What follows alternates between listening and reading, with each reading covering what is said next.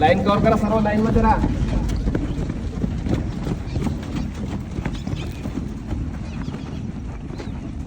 इकडे दोघी पण.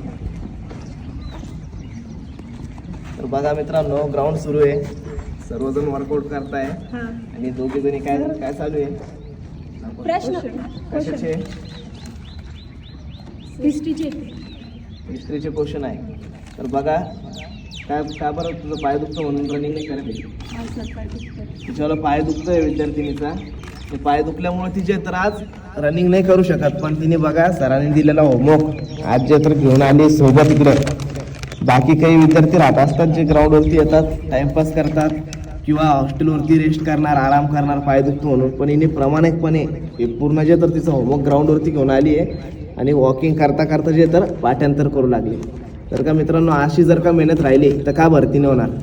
कोण थांबून आपल्याला भरती होण्यापासून?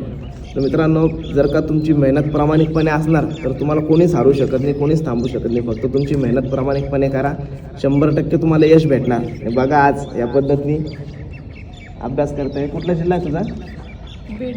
बीड जिल्हा आहे. बीड जिल्ह्यावरतून आली ती. आणि तुझा? छत्रपती संभाजीनगरवरतून आली. या पद्धतीने यांची तयारी चालू आहे. कमेंट करा हे भरती होणार का नाही.